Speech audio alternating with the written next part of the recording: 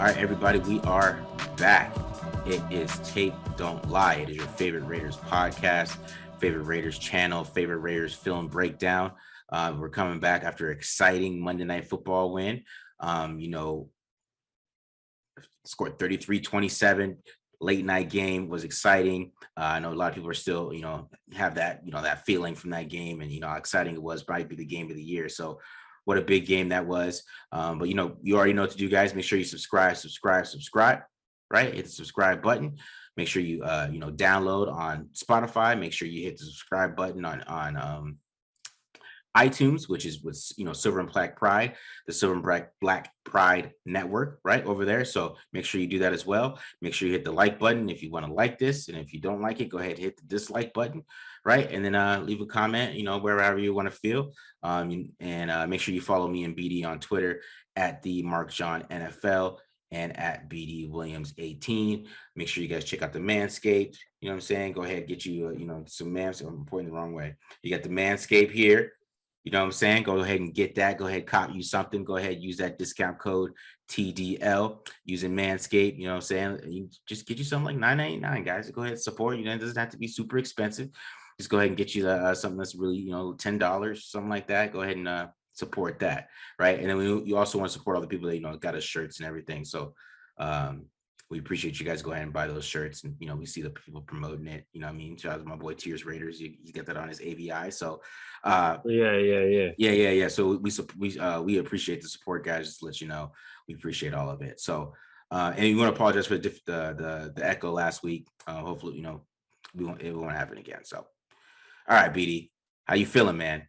All right, man. I know we had to stall this episode a little bit because the Raiders played on Monday night. So by the time we get our hands on a copy of the coach's film, the All 22, it's a day later than the rest of the film comes out. So, going forward after this week, I think we'll be able to, get this show on the road a little quicker, hopefully.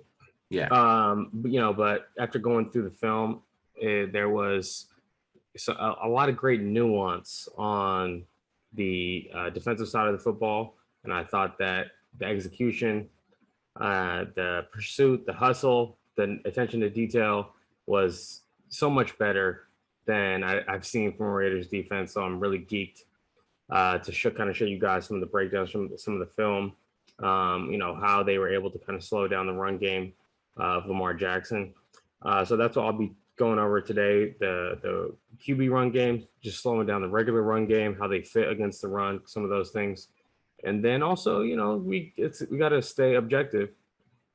So I'll also talk to you guys about some struggles they had in coverage and some things that need to be cleaned up. So that's what I'll be doing in segment 2. Segment 1, what are you going to bring us today, bro? What I'm talking about a little offensive line. We're going to look at Andre James versus the run. I know that's been a big question mark. So we're going to go ahead and check that out. A lot of people have been talking about some of his run mistakes. So we're going to go see deep dive into that. Then we're going to check out the offensive line and pass protection. We're going to check out everybody. It's basically do some zooming in and looking at every single player, trying to figure out what happened, why they weren't picking up blitzes. Seeing basically see the outlook for this week. I mean, because it's going to be probably the same offensive line that we saw for most of this game once Denzel Good towards ACL. So once that happened, the offensive line that is out there is probably going to be the offensive line for against the Steelers. So I wanted to deep dive in that, and then we talk about Bryan Edwards and talk about his growth during the game and how he's figuring out how to win. So and his struggles with that, even in this game, and how he started to figure it out late in the game, how to win and how he's going to win. So I think that was encouraging. So definitely going to be deep diving into that. All right, so let's start with Andre James versus the run. All right, so we got Andre James versus the run. A lot of talk about his struggles, the Andre James struggle. There's a couple of big plays that happen in there. So we're going to check him out and do a little deep dive into his game against the run real quick. All right, so we got the pin pull sweep to start off. So this is the hold, right, that kind of ruined the first drive, right? And you kind of can see when he gets to the second level, he's not able to get the push that he wants on Patrick Queen, right? And his hands are outside. and he's not able to get lower than Patrick Queen. And since Patrick Queen's able to get around him, he has to hold him, right? And that's a little bit of play strength too. I mean, you want to see your center kind of take out Patrick Queen, right? And you see the same thing here, right? He's not able to get any push.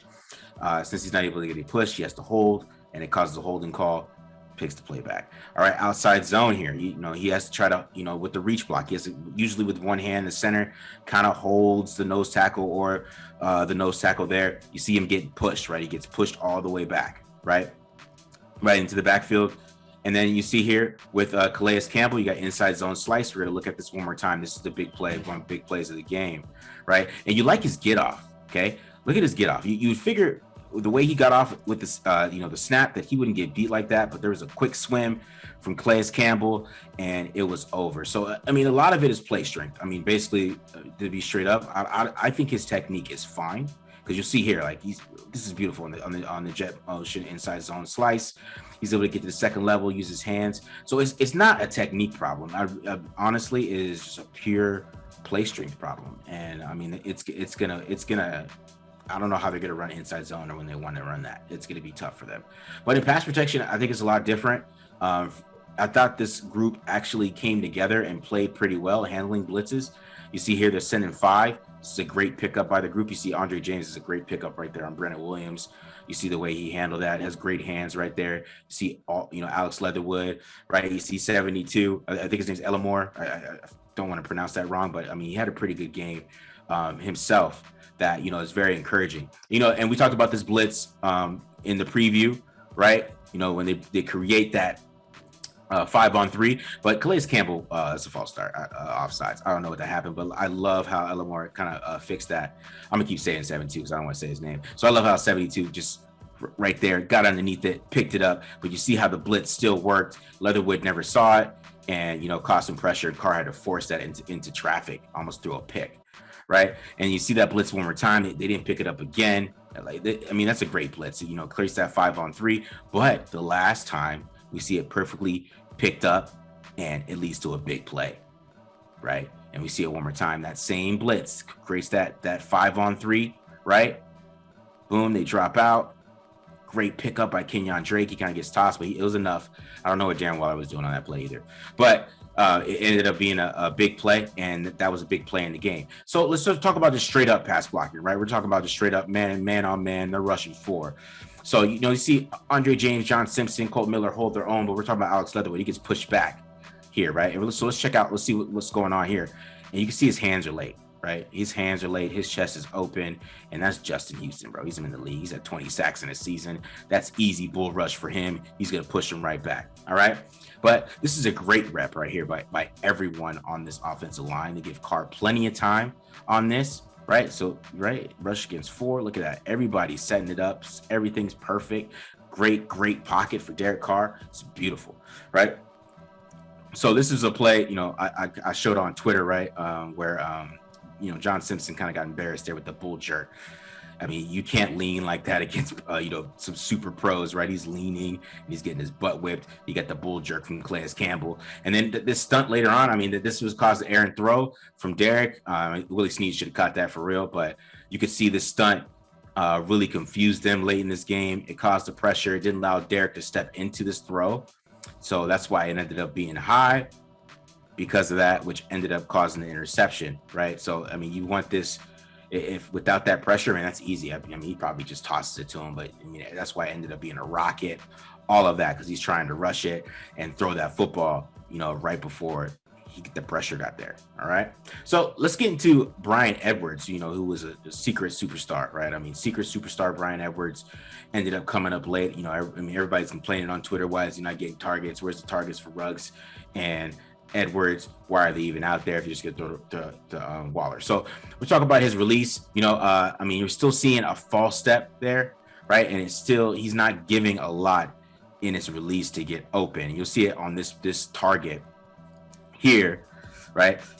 Now that false step, then he ends up letting the corner stack him himself. Like, I mean, you want him to be more physical, like that, way more physical at the catch point. But when you lose and press like this because of the false step, you're not able to get into it. Like, look at Renfro right next to him. Like, you see how Renfro gets into it, the difference between Bryan Edwards and Hunter Renfrow, it's just an issue that he's gonna have to deal with. He's gonna have to figure out how to win. But we saw some improvement in the game. So look, check this out. This stem right here, right? It was a good stem inside, right? He gets the inside and then he leans on the corner, uses his physicality, gets separation. Look at that separation he got. That's about 4 or 5 yards. So we'll watch it when we get time. Look at him, good stem, and then he leans on the corner, right? It's like that was a veteran. It's very veteran push right here, guys. This is a veteran right here. Veteran push. Get that separation. Awesome, right? It's awesome. That's terrific. Now, I just want you to watch Derek Carr work his pocket. He was so terrific in the pocket this game. That's why I really enjoyed his performance, because he was able to just work the pocket and make plays. And, that's something we really didn't see in the past for a lot from Derek. He even talked about in the press conference. But let's watch him against Marlon Humphrey. You see here, right? Let's look how he got separation at the top of that. That's all him being physical and him figuring it out. We watch it one more time, okay? We're gonna watch this one more time. And this is all just him being physical at the top of the stem and just bullying Marlon Humphrey. I see Marlon Humphrey puts his hands, nice little juke step, but then you can see him just, with the over, right, with his arm, right? It's beautiful. Beautiful, getting that separation. That's Marlon Humphrey, guys. This is one of the best corners in the NFL, and that's confidence for him. And then you see him just great hands right here. Nice job coming back to the football. I feel like every catch he has is a first down too, and that's what I love about Bryan Edwards. And I really think there's actually a stat that I can pull up that actually shows that. But and then you see him tracking the football in the air. Beautiful. Derek Carr always talked about him throwing it up to these guys and creating Sports Center plays. And it almost happened. He almost ended this game right here. And you can see more physicality, getting separation. And he's on the top of it. Since he's on top, he can adjust to the football. He just was a different player. He just turned into a different guy. I don't know. Maybe it's bright lights. Maybe it's just something that happens, where he just becomes like a different player, bro. It was like, like the lights turned on and he started working, bro. He went to work. And that's why he started getting the football.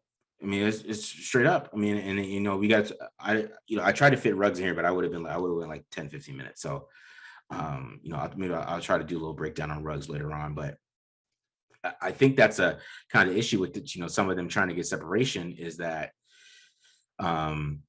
we're not seeing them get separation early in the game. And when they're not getting separation early in the game, they're not gonna get the ball. But you saw late in that game, I mean, the separation that he created on that dagger route, that's the dagger concept, on the dagger concept right there. Once he created that separation, man, Derek Carr found him and he was able to make a throw. And, and then he beat Marlon Humphrey. And then Derek Carr was able to see him and find it and, do a great ball right to him, like right on the money in between those. That was great anticipation, everything. So, it was to watch Bryan Edwards break out was awesome. And then back to the offensive line. I'll finish up on Edwards too. I think the false step is still there.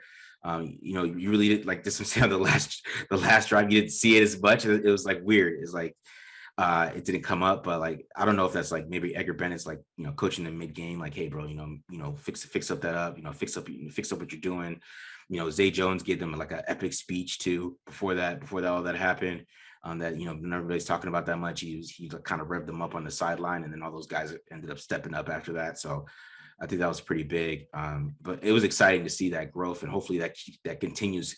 That he figures out how I'm going to win, because I'm not going to win wiggling anybody. You're not going to I don't care what you did in camp or what you got on the internet, bro. You're not out wiggling anybody in the NFL. You better bully them like Jamar Chase Jamar Chase has already figured it out. Like, I'm not going to win this way. It took him in the preseason, but he was like, I'm not going to win this way. I'm just going to bully people. Obviously, that's all I can do. So you got to find the way you're going to win, and that's great. But back to Andre James, I think that it's a play string issue with him. I think his technique is actually pretty sound. I think he's not really like out of place. He's never out of place. He's never out of position. So you could tell he's a smart guy. He's going to get better at picking up blitzes. I mean, it's not something he's going to be able to do right now. And, the Ravens ones are so exotic. I don't think Rodney Hudson can even, really fully get guys set up. I mean, especially when we know where they come from. And a couple of mine didn't show. I mean, there's a coffee house stunt that was crazy. Yeah.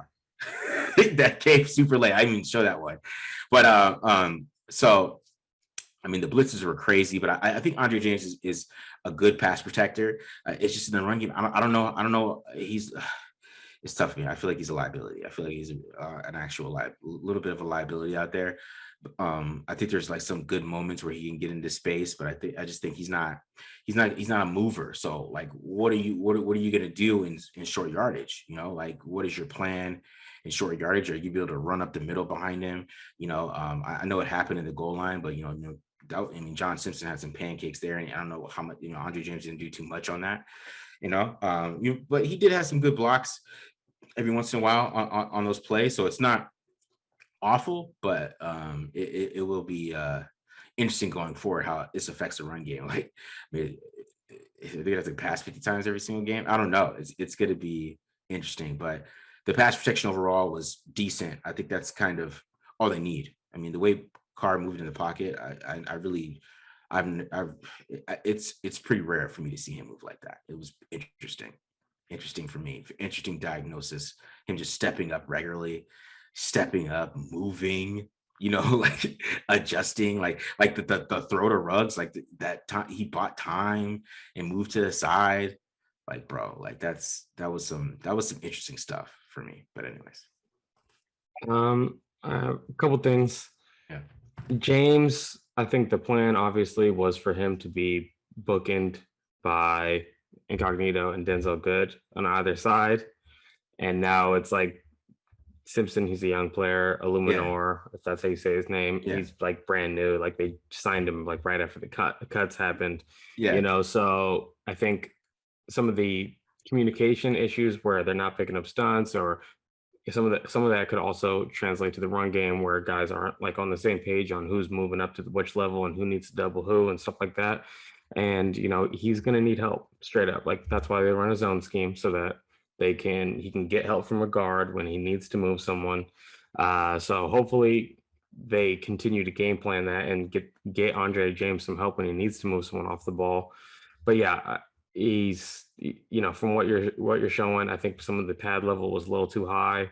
Yeah. For him to move guys around. So hope maybe he can bring that down a little bit. But so yeah, and then the other thing about offensive line is like this is Leatherwood's like first real game. He has TJ Watt next. Like good. He's gonna need a lot of reps against great pass rushers. Yeah. So that so some of these things can be like, okay, I gotta lean on the technique because right now what I'm doing right now isn't working. So just working that technique, just getting into the right groove. How would you say he did in the run game? I thought the run game, I mean, he was sound. He was sound in the run game. I think the run game was mostly just blown up from the middle. I mean, that's kind of how everything happened. So I mean, he wasn't able to really get into it, but when they're able to, were able to have some good blocks, I mean, he really was able to, show off his ability. So I do think that the pass pro, just a work in process. I mean, he had Justin Houston, bro. I mean, that's a tough. I mean, Justin Houston. I mean, he's got over 100 sacks in his career. Has to, right, at this point. Yeah, so for sure. I mean, because Justin Houston was doing some savvy stuff to him, that he probably was, not used to.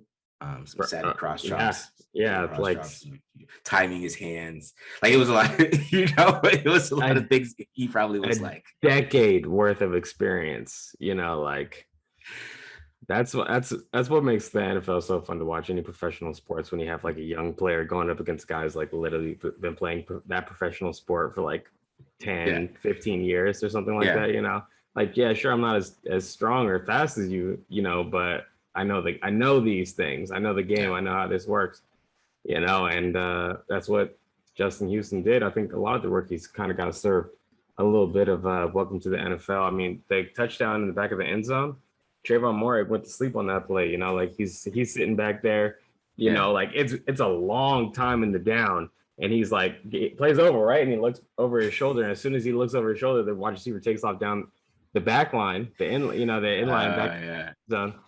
And it's just one moment of just like peeking, like, wait, am I done here? Like, you gotta play through the whistle, especially if you're going up against guys like Lamar Jackson. But most of these NFL quarterbacks now can extend the play. Like, you can't go to sleep on the play.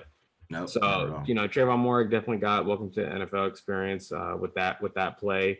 Obviously, some of the Leatherwood stuff is a lot more front and center because they blitz a lot. Their car was under pressure in the beginning of the game, and so there were some sacks and pressures and things like that. And Leatherwood's always going to be under scrutiny because a lot of people thought that he was a reach. The question was always the pass blocking, Yeah. and now on this brand new offensive line, that's going to be, a question until it's not anymore. But Yeah. going to Bryan Edwards, I really enjoyed how you highlighted how he wins with some of the push-offs, right? And Yeah. it's not, it's not cheating or, like it's not in bad faith, whatever. It's a game within the game. You Hmm. got to be able to do it subtly so that the refs don't catch you. Okay. Yeah. And as long as you don't get penalized, it's legal, technically. Yeah. Right. If there's Yeah. no flags being thrown on you, it's legal. And some of the things where it's, very subtle, he's not extending the full arm into it. It's just like small little shoves at the same Hmm. time that he's cutting, stuff like that, little throw Yeah. bys. And I think on that last one too, it almost looked like a Michael Crabtree, Texas Tech beating Texas. Remember that Yeah. one? It was Yes. so close to being that. But anyways, it looked like right before the ball came, he got he got in front of the guy and then threw him down on the ground. That's what it looked like because the guy went flying out of it. It's basically it's what he did. Yeah, he has a lot of savvy stuff that he does, like to get open. Because If it's small yeah, movements, if the hands are like down towards the waist, you can get away with that stuff. yeah, Okay, when the hands are up here and you're full extension, that's when you get called. yeah, So yeah, yeah, you got to be subtle. You got to be subtle, and it's craftiness, and that's how he's gonna win. Like he's gonna win. He's never going to be a sick route runner. Like straight up, he's No, not he's gonna win not. like that. He's got to win contested catches, and half the time when you're winning those things, it's because you're doing little things. The hand fighting down the field. Yeah, Okay, and it makes you a tough draw as a wide receiver. So yeah. great that you showed those. I'm super excited about Bryan Edwards just from seeing some of those examples where he's continually winning at the catch point because he's doing some little Yeah, subtle things. yeah. I love the lean, bro. When he leaned in, he did the little lean in, because he kind of won off. I kind of feel like he kind of won off this, when he got into his stem that he already won, that he already had the inside, but he made sure he He kind of made got sure, the right? both and then bounced it. He was like at 2 yards of separation, bro. Yeah, I was like, okay, all right, and they need to use him on more dig routes too. I think they got to get him. They got to get him more dig heavy because I think that's where he wins. I think that doing those leans, kind of winning, and getting to those dig routes. Yeah, a lot of dagger, a lot of yeah. Yankee. His Yeah, route tree is going to be a lot of vertical stuff, I think, because when you get in that stem and the receiver's right, or I'm sorry, and the corner is right on him, that's when he can use, okay, if he needs to lean and break in, if he needs to do a little throw by, just push the guy by and break out, or if Yeah. it's, vertical and just kind of, win it down there, that it's going to be, a lot of it's going to be based off of vertical stem. I think that's going to be his route tree. Yeah. But Bryan Edwards definitely, he needs to step up, and Raiders need to start winning outside the numbers in the passing game, not just for Darren sure. Waller, Yeah. not just Hunter Renfro. Got to get someone like Bryan Edwards to be a consistent piece in this offense. Yeah. Anything else on offense before we transition over? Yeah. I mean, the point. I mean, yeah, they just got like Ruggs, and then they got to win more outside. They just gotta they got to find a way to create more separation. I think a couple of those plays, those guys are just still right on his hip, and Henry Ruggs is too fast for some of these guys to be on his hip like that, especially like on the, they ran this play, called NCAA, and that's they threw the touchdown to Aguilar last year on this play, and Carr missed him. And it had to be a tight window throw, so he had to be super precise with it, and that's why he ended up missing him. He's trying to lead him because he had to be precise because it was such a tight window and tight coverage. I think he has to find a way to win more because he's just too fast to have that guy in his hip like that. I feel like he's got to get to that point where he's separating, and it's just an easy throw for Carr on that over route. So, but that's the kind of the last thing I'd say, because even when he got knocked down and like hurt his hamstring, I mean, he didn't win there either. I mean, I think he was starting to get over the top of the guy just because he's so fast. But I mean, he didn't win. You want him to win and speed past somebody. You know what I mean, dude? Like it's like that's what you need from him. But I think they got to get him more free releases. I think at this point, like find a way to get him more free releases, and maybe come back to that sail route where he ended up getting open. I feel like they got to come back to that. Like maybe have Carr open up his eyes to Waller, even though you're coming back to Ruggs. If you get to a single high look again, have that safety move over to Waller, and then just flip his hips back and just toss it. That's what I think they should do it. But I do want to talk about this because a lot of people keep on saying Derek Carr missed that. Look, pre-snap read, safety's in the middle of the field. Okay. Safety continues in the middle of the field post-snap. Derek Carr is not looking at the post route. Like that's now no longer a part of the progression. It's just random, like 99.9% of the time that safety just runs with the post. It's right there. Yeah. So it's just really random, and like by chance, all of a sudden now this safety is just letting Henry Ruggs go flying by him, but you don't throw the post against, cover one, right? So like, that's why they didn't see it. Yeah. And also I'll say, pre-snap on that play, Carr has Waller in a 3-by-1 and nobody's over him, right? And they're blitzing, and he's thinking out. And the guy over number 2, which is Ruggs, who's taking the post on the sail, right? Right on the sail or whatever. Or if he's even supposed to run a post, which I find is interesting on that play. They ran that play 2 more times, and Hunter Renfrow ran it. Like Ruggs never ran that play again. So I thought that was interesting. But so when he goes in the post, like the number 2 guy, which I tried to explain this online, but I don't think anybody wanted to hear me. So the number 2 guy, he's supposed to, carry with Ruggs. But since he sees Waller coming, he switches off, just like Tyrann Mathieu did. Tyrann Mathieu, yeah. Right. He switches off, and then but this time Carr doesn't throw it, doesn't blindly throw it. He sees it and he throws it back down to Ingold. And one thing that I thought was cool about that play, which I'm going to go more in depth, of course, when I do the little breakdown, whatever. But one thing I thought was really cool is that he tried to hold the corner with his eyes to Ingold. So if you watch that play back, if you see somebody watching, or you go on all 22, you see it online, something, watch the corner, right? So when Carr gets the back of his trap, watch the corner drive on the football. That's like the key to the play, because he's getting the corner to drive to the football, and then he's going to hit him over the top because he thinks that's going to be wide open because nobody's over a Waller, but the guy switches and then he checks it back down. It is some progress. Yeah. I was like, all right, as long as the miss makes sense to me, I guess I'm fine with it. That's kind of how I am. I guess I'm a quarterback guy because, right. Yeah, I'll do it. Exactly. Anyway, we're going on. Go ahead. Go ahead, BD. Okay, Go cool. Ahead, so, right okay, so I'm going to jump into the Raiders defense breakdown here. And first things first, slowing down QB run game was the number 1 priority for them. And something that they started doing early in the game is they utilized something called charging the mesh point. Okay. And the point of this on this quarterback, QB running back exchange, you speed up the process here. You don't let them just wait and make a read. Early on in the season, kind of, made Lamar Jackson a little hesitant, confused. Okay. We see it also develop here on a little boot action. Okay. What does Max Crosby here do? Charges this mesh point, gets in Lamar Jackson's face, and now we're speeding up Lamar Jackson's process. He has to get the ball out a little earlier. And I just love this play because a lot of the defensive ends for the Raiders did it, and to some mixed success.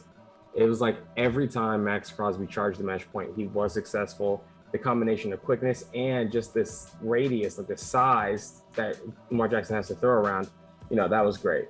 But Lamar Jackson did get his, okay? And a lot of it was scrambles. A lot of people talked about this play because they said, the Raiders run cover 4 and it took a guy out of the box. And that is true, and I'll talk about why they played some cover 4 later in the game. But if we go back to this Lamar Jackson play here, this is pretty funny. Okay, this is actually a designed run. It's not a QB scramble. If you watch this center comes out and lead blocks for Lamar Jackson. They have a quarterback drop packaged into this offense. So I thought that was cool. Now slowing down the QB or slowing down the regular run game. Okay, they utilize a technique called box, spill, and then an overlap technique into this alley that is created by the two linebackers. Okay, and you see Corey Littleton doing it well right there. Okay, they did this the entire game. Okay, so first guy that gets there, outside arm and leg is free. That means he's boxing it. The second guy who gets there, he's spilling it. His inside arm and leg are free, and it creates a hole that the runner has to go through, and the linebacker is scraping over the top. Okay, and I mean, they had some textbook, times doing it. Notice the spiller now. He's has his head inside of the guard. He's spilling it. The ball carrier has nowhere to go. Okay, a lot of people call this lever spill lever.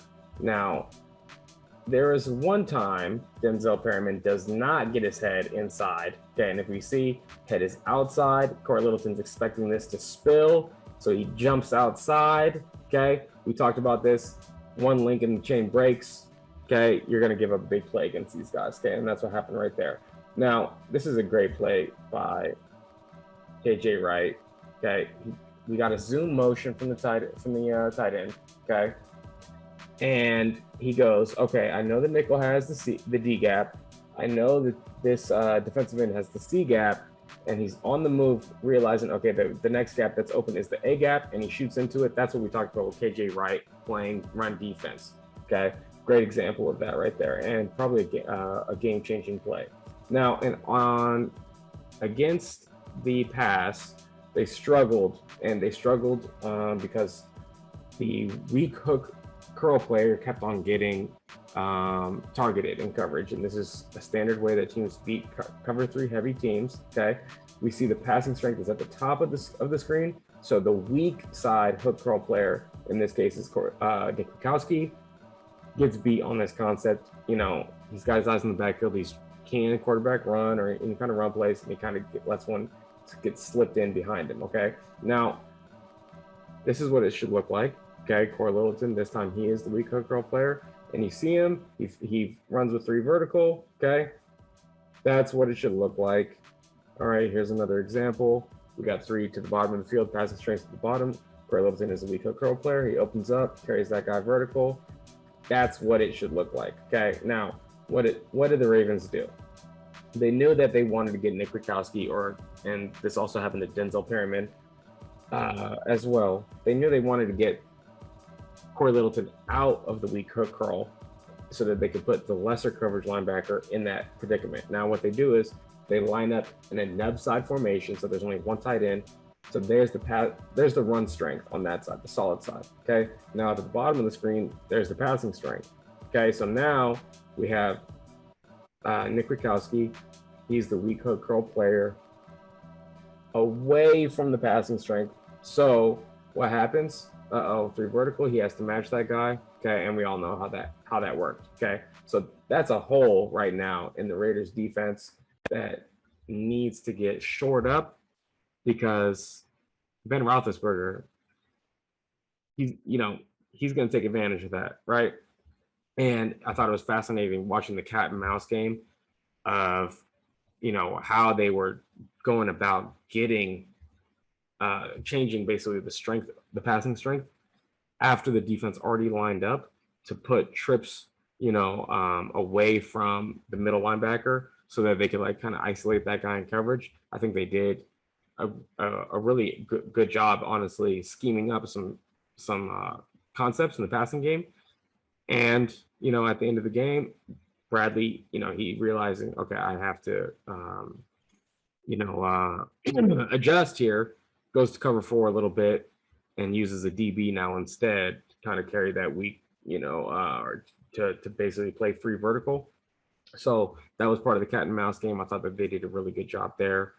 There was a couple other things too, like what did I tell you guys? Gus Bradley doesn't blitz very often, but when he does, they're successful, right? I told you guys that he blitzed 2 times They resulted in 2 sacks. Okay. 100% hit rate. Okay. Paul Gunther would have blitzed 4 or 5 times and they would have all gone for big plays. Okay. Except for like one. Okay. Like that was the hit rate. Yeah. For Paul Gunther's blitzes. So Gus Bradley, he's conservative. Okay. Like there's like barely a reason to even chart this game. Okay. I'm like halfway done. He's doing cover 3 almost every single, like it's like 99% of the call is cover 3 and like the same exact cover 3 look. Like they're not switching around where the strong safety is playing. Like, no. Okay. It's either the Sam or the nickel to the 3 technique side. Okay. Mm-hmm. And then Jonathan Abram, he's a strong safety and he's away from the 3 technique. And they just played like that basically the entire game. It was incredible to see like how they killed him with simplicity. Right. And I think, you know, a lot of people try to get into their own heads. Defensive coordinators get into their own heads going like, okay, we got to do it like this and we got to do it like this. And we got to do it like this in order to beat this team that has all these exotic run looks. And for Gus Bradley, he was like, no, we're just going to play like the same defense every down and hope that our guys can react the same way every time. And simplifying the game plan, I think, helped these guys. We saw it, helped the entire team play fast, pursuit of the ball. There was one example, and it was on a check down, okay? And this is how NFL defense should look. And everyone's dropping into coverage, it's cover 3, okay? Everyone's dropping into coverage, and when it's a zone, everyone has their eyes on the QB. As soon as Lamar Jackson rears his hand back to throw the ball, okay, every single back 7 defender, they all have their foot in the ground at the same exact time, okay? And they're all sprinting to the flat where the check down happens. And by the time the receiver, I think it's a running back, has a hold of the ball and he's turning upfield, okay? Yeah. He's completely fenced in on all sides by the pursuit. That's what good defense looks like. It's not about throwing different schemes out there. Okay, no, it's like breaking on the ball and making these lanes tough for the offense to get through, to navigate through, right? Yeah. And just playing fundamental football. Like, okay, offensive players, they're gonna make you miss in the NFL, right? Yeah. Get there in a hurry and make them feel it. like we got 11 guys trying to take this guy's head off. You just get there first and deliver a big hit, and your teammate is right like 2 steps behind you, so you don't have to worry about making a solo tackle in space or anything like that. That's what they did. Incredible pursuit, incredible discipline on defense to continually play the same game plan and just like never lose faith in it and execute it at a high level in order to beat this team. And that's what you needed to do. So I am impressed, but it's not about the defensive line per se, or it's not about some of the sacks and some of the splash things that we saw, or like the blitzes. It's just like the entire team buying into a game plan. There was minimal mental errors, maybe only a handful of mental errors, and everyone playing fast. It's just such a huge difference from what the Raiders have had in the past. Yeah, I mean, the Ravens struggled to move the football like consistently. I think that was a big thing for me. It showed in like all their defensive metrics. I mean, the Raiders were 9th in defensive DVOA. I mean, this past week, and they gave up like a whole bunch of yards. And I read an article Athletic. I mean, it seemed like the Raiders defense didn't play well, but like you look at the advanced metrics. I mean, they held the Ravens to a 28% success rate in rushing. I mean, that's crazy. I mean, even with it doesn't matter like who's back there. I mean, you saw what happened with Tyson Williams when they made a mistake. I mean, it was a good run performance. I mean, the Raiders were number 1 in run stop win rate last week. Like Max Crosby was Carl Nassib was number 1. Max Crosby was number 3. So they came to play against the run. I mean, if they play the run like that all year, bro, I mean, that's totally different than we've ever seen from like a Gus Bradley defense, to be honest, than playing the run that way. And then the team that they're coming in this week is totally different though. So, I mean, they're not good. I mean, yeah, right. They want to run the football, but it's a total opposite. This is not, Ben Roethlisberger at this point, I think he got rid of the football like 2.13 seconds. So it's going to be totally different. Totally different look. It's going to be interesting to see how it develops for them. going forward. But I thought, I mean, just from watching what you showed, man, just like, using Corey Littleton, where's Drew Tranquil at? I want to hit him up and show him that. Before we get out of here, we Yeah. should probably talk about Max Crosby just a little bit more. Okay. Right? Yeah, for sure. And having a defensive end, and if he continues on the trajectory that he's at, having a defensive end who can kind of cut off the field, okay, as a rusher, as a run defender, as a guy who plays in pursuit, that's a big boost. And guys like Von Miller and Khalil Mack, these are different styles of players because they're much smaller than Max Crosby is, okay? And they're predominantly on like an odd front team. But an even front team, you need a guy who's 6'5", 6'6" to be able to do these things, right? So Max Crosby having the length of a actual defensive lineman, not a linebacker, actual defensive lineman, and then also some of like just the knack and the playmaking, like he was giving Lamar Jackson fits. He was making it very uncomfortable for Lamar Jackson to the point where they basically abandoned their QB option run game. They abandoned it. They just handed the ball off, or the runs were scrambles during passing plays or like QB draws. But like the actual QB options part of the run game, they ended up abandoning it like in the second quarter, and the Ravens offense struggled from then on. Yeah, basically. Yeah. He was a game breaker, bro. I've never seen him play like that ever. So I mean, that was pretty fantastic performance. And I mean, if you get that all year, bro, who knows what's gonna happen with this team if he plays like that. I mean, it was a dominant performance, and I know the detractors already are out there like, oh, it was against Venezuela or whatever. Oh yeah, whatever. But I mean, whatever, guys. I mean, he's dominant everywhere. He's dominant against the run. He played the run good. I mean, he looked like Villanueva not good. I thought Villanueva was good. Villanueva's good. I mean, he's not anymore. He's not anymore. He's not good. So. But come on, like he's still a savvy vet. Okay, he knows what he's doing. He's like he's a legit pro. It's not a rookie, okay, or something like that. Like, he's doing like the 4 sack performance. Yeah, right. Yeah, right. Yeah. So yeah, don't. I'm not down on the competition. Like no, like the competition. The competition was Lamar Jackson, and Lamar Jackson is an incredibly tough quarterback to go up against. And Max Crosby and everyone on the defensive line. I mistakenly said in the reaction show that when we went live, that it was Solomon Thomas who forced one of the fumbles. No, it was Quentin Jefferson who forced one of the fumbles. Yeah. Darius Philon was getting into the backfield for some pass rush pressure and a run stop. Solomon Thomas was, executing that charge technique. Yannick Ngakoue, he was getting pressure. He was doing that charge technique. Carl Nassib, you already brought him up. Like the entire defensive line played well. They all had, success at different points. But it was like from the beginning of the game to the end of the game for Max Crosby, the success just kept on coming. He was just dominant, bro. He was dominant. That was some dominant defensive end. Like that was some TJ Watt. Like, it was. I mean, there's no way you can't put it really around that. I mean, to have as many pressures as he had. I mean, Von Miller basically dominated against Nate Solder that way. I mean, it was the same dominant performance. It was the same pressure rate, just as much pressure he was getting on his pass rush snaps.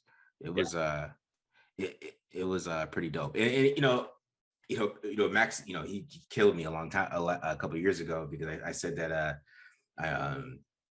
he's very athletic and he has a crazy motor, and that's all. Or the only, it was really was the only reason he got 10 sacks his rookie year.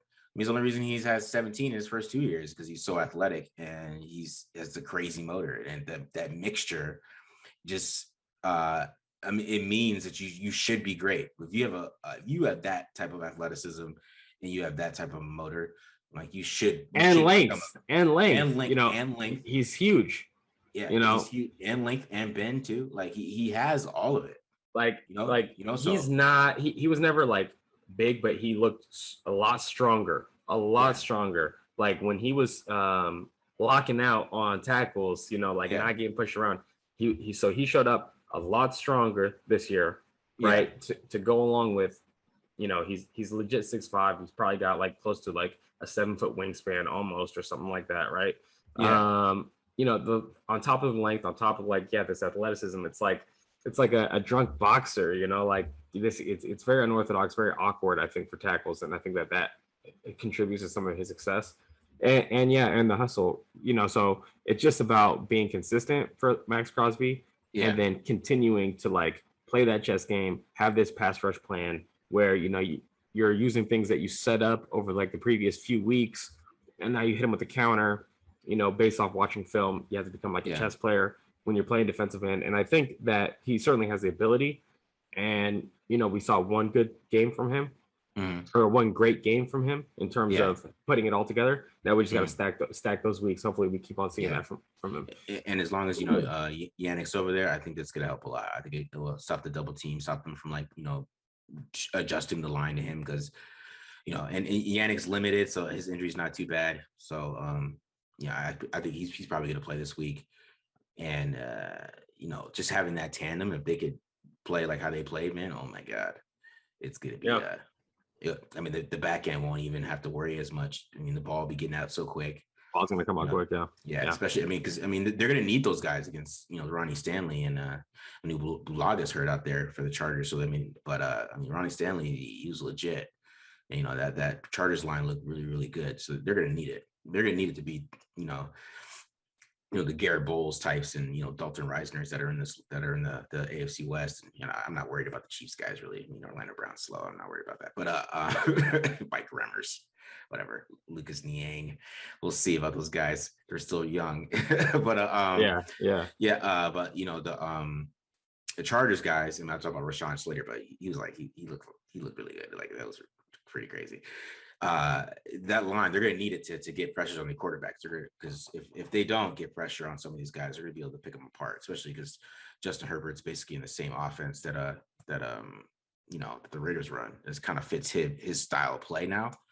And yeah, so they're going to need to get some pressure for sure. Yeah. And we're going to find out. We're going to find out if this continues for sure. Yeah. All right. That's it from us. You know, it's late over here. I live on the East Coast, so I gotta run here.